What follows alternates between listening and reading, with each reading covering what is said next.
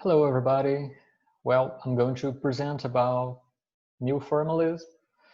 First of all, I'm going to present some characteristics of new formalism and differences and similarities between new formalism, new criticism, and new historicism. And then I'm going to enter in the issue of is new formalism a literary theory, a literary movement, or a literary methodology. So I'm going to share with you a PowerPoint presentation now. New formalism. Then, well, what is it? For Verena Tile, new formalism is more than just a return to aesthetic reading. As Marjorie Levinson pointed out, one of the reasons to the rise of new formalism is a question to the way form was conceptualized and its importance within new historicist theory. For new historicist theory, the most important thing is the context, the historical context, and what was going on at the time. While for the new formalism, they have a focus on form, on the text, on the language. And for Levinson, she put out that there are two types of new formalism. One that wants to restore historical reading, focus on form, and another one that proposes a discussion of aesthetic experience, separating history and art, discourse and literature. The second type is similar to what William Emerson proposed on his text that we got from Maria Rita class. And although in his discussion of atmosphere of the text, although Emerson writes within a new criticism theory, one of the definition tasks of any new formalism is to break decisively with problematic assumptions central to the older formalist project of the new criticism. Assumptions about the unity of the text, about its total meaningfulness, about the intrinsic nature of the textual meaning, about the distinguishability of literary from non-literary language by special features, and more. And besides that, we could trace the differences between new formalism and new criticism in the way that for new criticism, they propose an idea that the text was an entity, is isolated from its historical and political context and from other texts, that it exists as a single entity that contains itself. And the meaning for the text is produced by the text itself. If the text exists, it has a meaning. And for the new formalism, that assumption is not true, as the new criticism takes a basis from a positivist environment, and they try to do something that is considered positivist, that they are not going to interfere with it and are going to position themselves. They're going to keep trying to keep the personal characteristics, no, but personal opinions on the text and in their analysis outside the text. So the new formalists consider this that the text only exists through its interpretation. There's only meaning in a text. There's only text. It has. It does not exist prior to interpretation.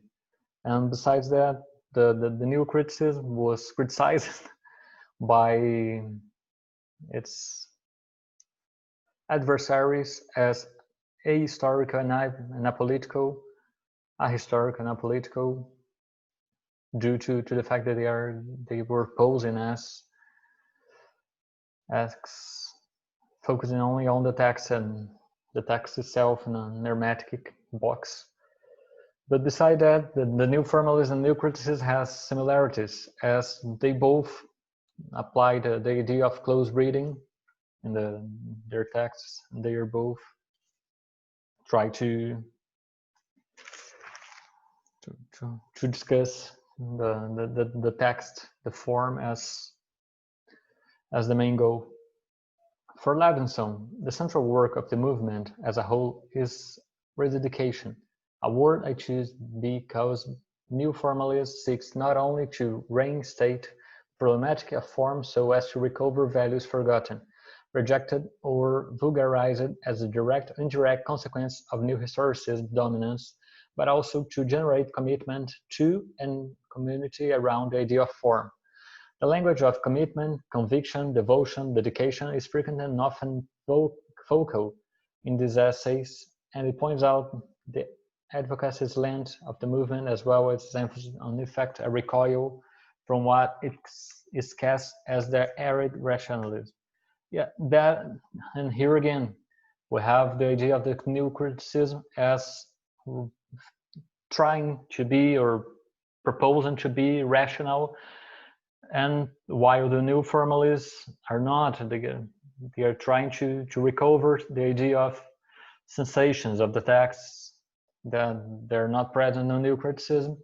And most of all, new historicism is the main antagonist of the new formalism, as they're trying to discuss the same objects. They both go to the same objects to discuss. New formalists advocate for the return of pleasure in reading as a physical sensation of pleasure and engagement. Again, totally different approach from the new criticism. They have a lot of similarities, but for new formalism, the reader exists and the reader is important to the process, as he or she, as they produce meaning, and it is important for the reader to be engaged with the text.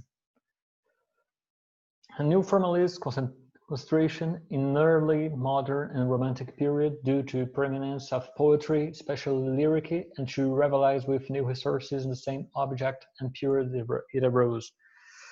For that, the new historicism discusses the main discussion of the text is that the text exists within a context. The context creates the text, and the text influences on the context.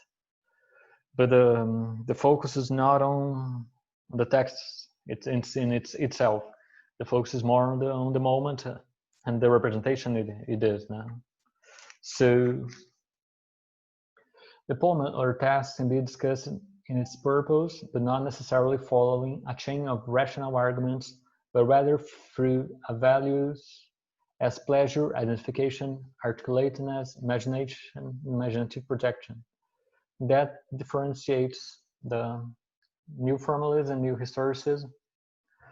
For new formalism, a text is principally a linguistic object, a piece of language rewardingly susceptible to various strategies of detailed formalist analysis or interpretation. That is often called close reading. Whatever else a text is, a play or of themes, a historical symptom, a readerly experience, a meditation on or transformation of a literary genre, a real-world political manifesto, it is also a linguistic object. Furthermore, the text is those other things only as they are embodied in or performed by the text language. So for Friedrich Vogel, who advocate for the new formalism, the new formalism does not throw out the themes and the things that it is important for new historicism, but for them the focus are on form. The form, the language, the text is the most important thing. Bogle raised the question that if a poem is fundamentally made of language, is the assertion that it is also made of many other things, an author's sentiments or beliefs, or assumed attitudes, cultural and ideological assumptions, generic and formal conventions, allusions and kinds of allusions, a temporally unfolding narrative or argument or sequence of episodes, ideas, images, and more. Why new formalist methods single out the linguistic dimension? Why would? Yeah. So for him, he raised the question why, and then he explained why. Using the example of a shoe as representing language, a set of identical shoes but made of different materials would allow a lot of interpretations, and only the medium can be interpreted. The shoe is the object and the material is the medium, as the literary text is the object and language the medium. Thus, in the case of literary criticism, to focus on theme or content or ideology or whatever, to the exclusion of attention to language, is in effect to abstract meaning from form so ruthlessly or thoughtlessly that the shoe of human skin and the shoe of light waves are interchangeable. This can be a good idea. His examples discusses how it is not advisable to analyze a text based solely on social and political contexts. For instance, as all texts produced in similar contexts would look or be the same, hence the necessity to take in consideration the language of the text. It is important to not, as the new criticism, to take the text as in itself and disregard of the reading, of the reader, of the environment, of the context. But it is not advisable as well for the new formalism to take the new historicist approach that consider more the context in detriment of the text itself. And for Bogle, new formalism is an effort in liberating textual and interpretative energies in a position of content registering and reductive paraphrase characteristic of many instances of contextualist historicizing and ideological criticism.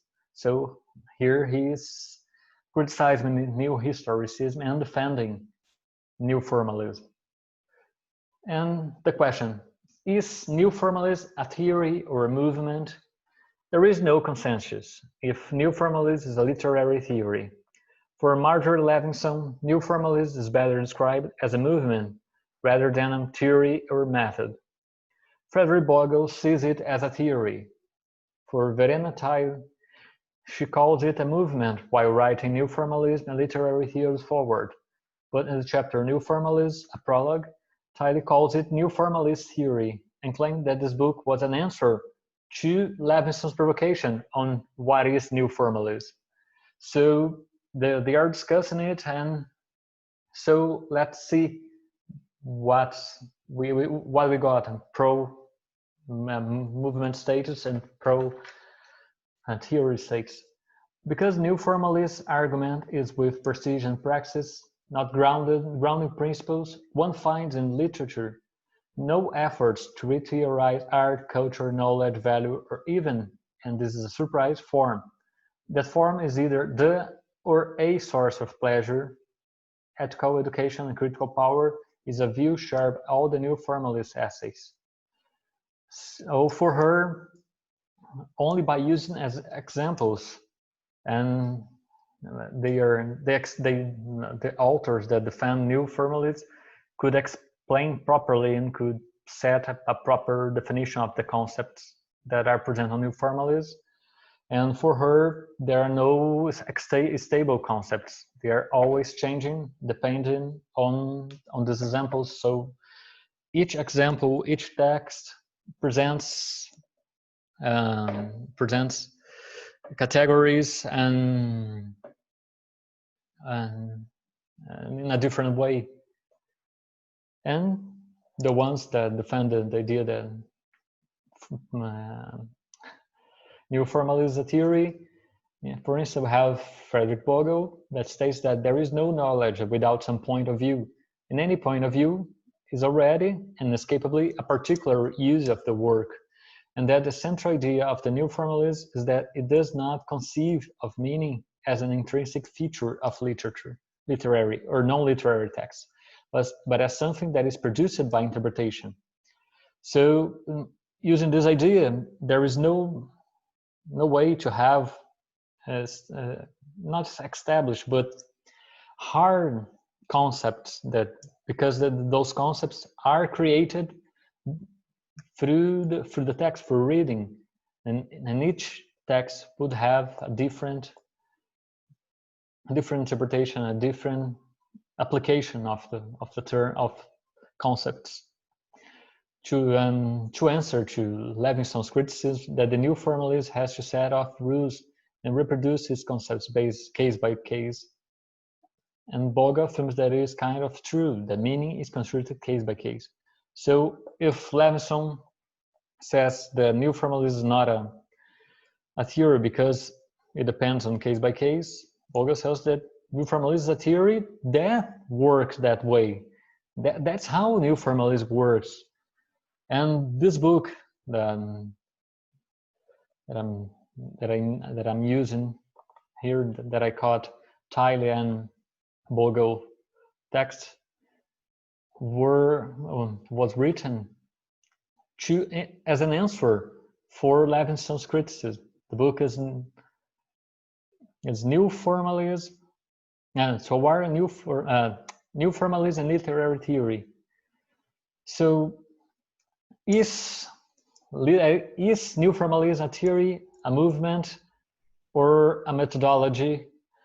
I think we could consider it a theory, as it takes some concepts from the new criticism and modifies it as a way of application. And in the worst case, you could consider it a methodology, but I don't see it as a movement, because it weakens a lot the new formalism. It is like the debate, the oral history is a methodology, is an area, is a field, or it is a discussion that has the supporters and detractors on each side. But I consider new formalism to be a theory. And that's it, guys. Thank you for watching. Bye-bye.